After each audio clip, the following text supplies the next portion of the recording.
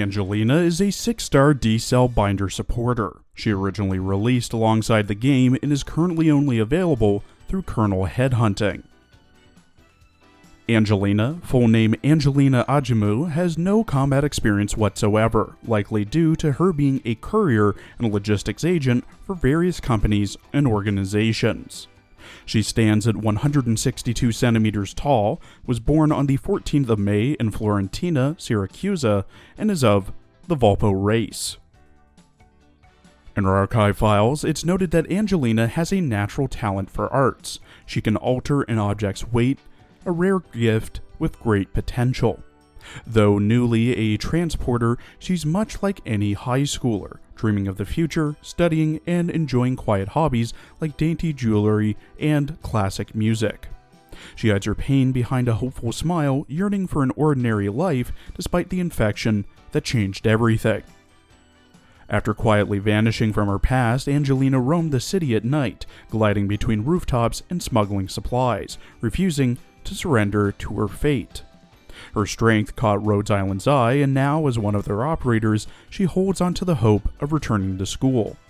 The future is uncertain, but for the time, she believes it might still bear some shape. Angie is confirmed to be infected. She has a cell originum assimilation of 5% and a blood originum crystal density of 0.3 parts per liter. It's noted in her medical file by Warfarin that her infection is constantly spreading, and there's visible crystals on her body. In her character art, drawn by LM7, Angie wears a white and black t-shirt, black short shorts with white trim at the bottom, a red zip-up jacket with black shoulders, underneath a white parka with black stripes on the arms, black socks with white stripes, black and red shoes with massive soles, thick white and black winter gloves, an infection monitor around her neck, white and red hairband, and earpiece in her left ear. She carries a duffel bag around her right shoulder and holds her art staff in her left hand. In her voice lines, voiced by Ayaka Ohashi, who also voices Koharu Tanaka in Surugura Bakutsu Mono, Kurome in Akame ga Kill, Yozora Kasumi in Aikatsu Stars, Saya Yamabuki in Bang Dream, Setsuna Shimazaki in Recreators, Mavina in Handyman Saito, Uzuki Shimamura in Idolmaster, Hatsune Kashiwazaki in Precon, Z35, Alwyn, and Chokai in Azure Lane, Sarika Kuromi in Blue Archive, Vodka in Uma Musume, and Inansan in Genshin. Angie often talks of her job and helping others. ドクターが感染者のために頑張り続ける限り、私はずっとそばにいるって決めたの。みんなのためにここまでしてきたドクターのために、私も何かしてあげなきゃ。トランスポーターの仕事、そんなにお気楽ってわけじゃないんだ。荷物を送る側にも受け取る側にもそれぞれの算段があるし、その中にはとんでもない秘密が隠されてるかもしれない。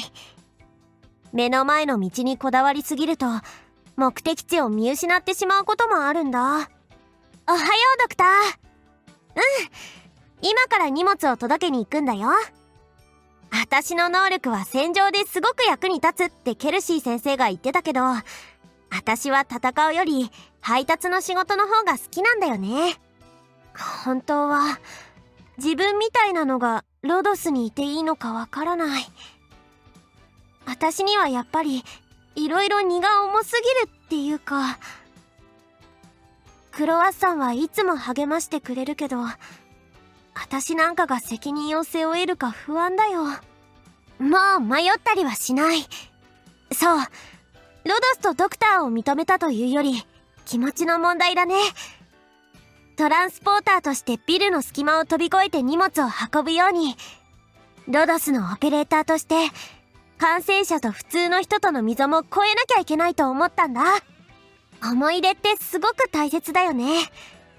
感染者も普通の人と同じように未来を夢見てるってことを昔の思い出が教えてくれるんだ。ドクターにはどんな過去があったかわからないけど、一緒にその思い出を取り戻そうね。見晴らしのいいデッキだと星空がよく見えるね。あのポツンと光ってる星見える？言い伝えだとあの星はいつかパートナーになる星を見つけて抱き合ったりダンスしたりするんだって。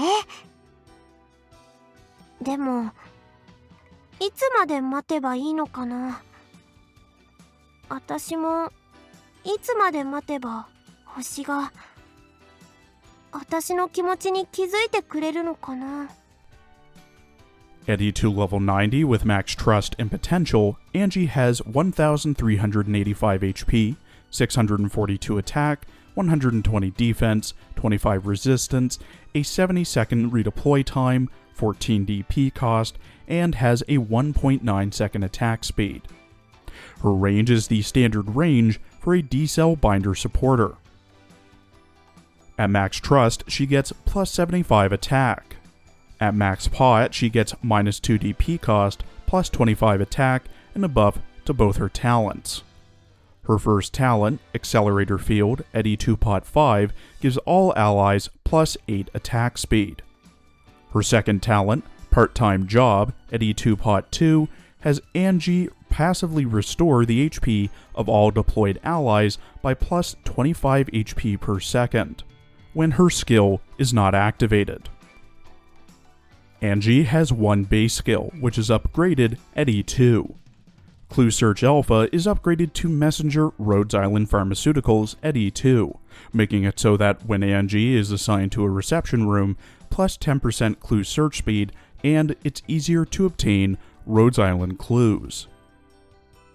Angie's first skill, Arcane Staff Quick Charge Mode, gains SP from attacking and is automatically triggered. All levels start with 0 SP and need 10 SP to proc. At level 7, Angie gets plus 80% attack, and it lasts for 30 seconds. At M3, it's plus 110% attack, lasting for 35 seconds. Her second skill, Arcane Staff Particle Mode, gains SP over time and is manually triggered. Level 7 starts with 6 SP, needs 20 SP to proc, and lasts 26 seconds. M3 starts with 10, needs 15, and lasts 30 seconds. At level 7, Angie's attack speed is reduced to 0.285 seconds, but the art's damage dealt is only 40% of her normal attack. She also can't attack normally when the skill isn't active.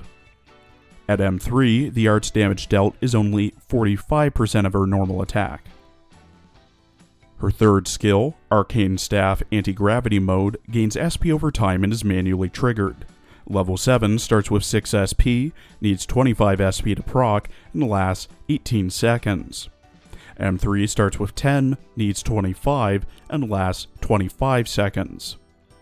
At level 7, Angie applies Weightless to all enemies on the battlefield, expands her attack range, gives herself plus 105% attack, and can attack up to 5 enemies. She cannot attack normally while her skill is inactive. At M3, it's plus 150% attack. Angie has 3 separate modules. The standard ones require Angie to be at E2 level 60, have 100% trust with Angie, have 12 module data blocks, 60 data patching strips, 20 data patching devices, and 300,000 LMD per normal module. Starting with her DEC-X module, named Experimental Anti-Gravity Module, which makes it so that Angie recovers plus 0.2 SP per second when enemies are within her range. At Module Level 3, Experimental Anti-Gravity Module fully upgrades Accelerator Field, giving all allies plus 8 attack speed, and allies in her range an additional plus 5 attack speed. She also gets plus 100 HP, plus 20 attack, and plus 6 attack speed.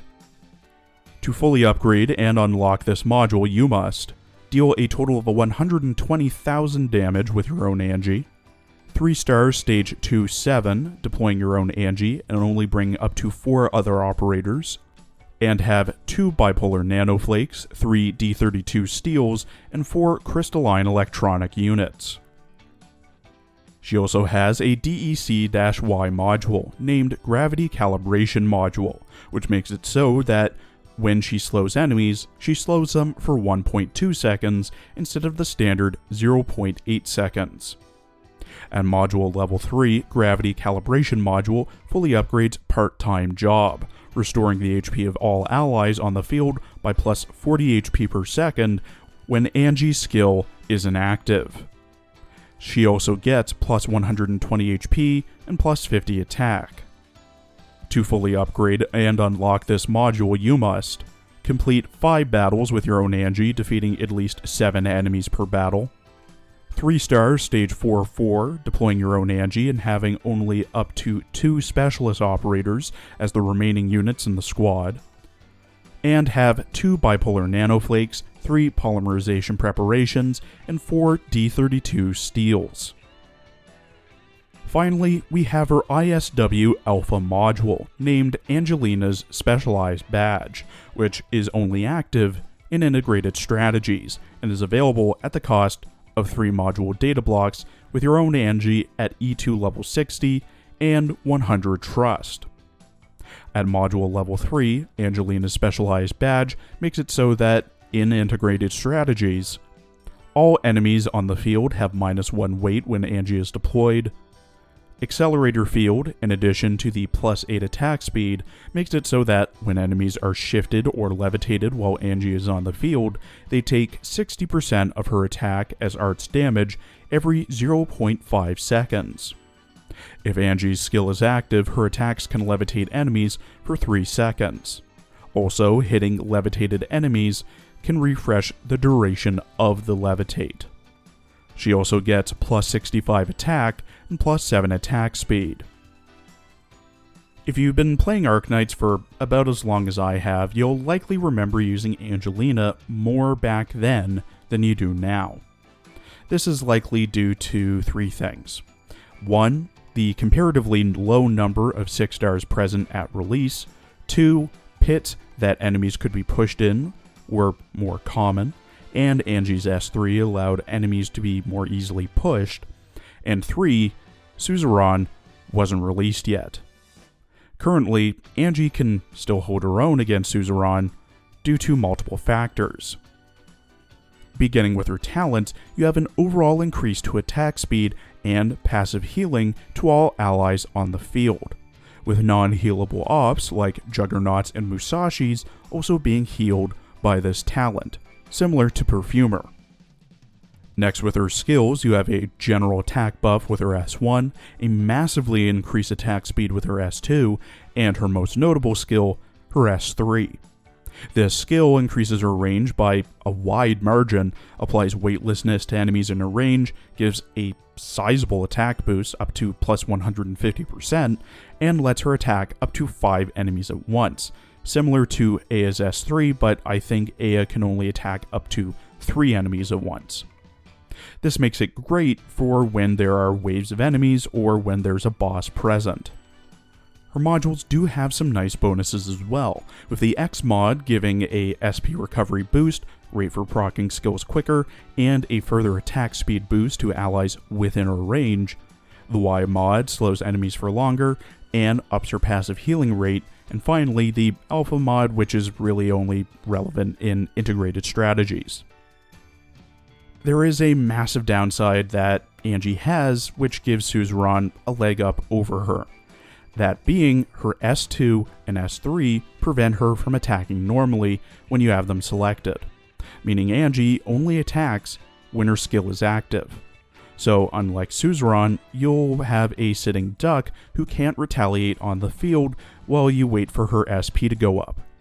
Sure, this can be negated with her X module, Saria, Liskarm, and other forms of SP regen, but having to support one character just to get her skills to proc more often doesn't really hold the same weight as a character who can always attack regardless of skill. And with more arts-based ranged operators coming in, from Ea to Logos to Gnosis to Virtuosa, there's less need for a burst multi-target ranged operator who can't attack without a skill being active. This isn't to say that Angelina is bad, she's actually quite good in many scenarios, but not attacking normally with her S2 or S3 really limits her usability. Medium priority to build. Thank you for watching. Please follow my Twitter and Blue Sky for updates, and please check out my other Azure Lane and Girls Frontline videos as well. Come back tomorrow for next week's character teasers.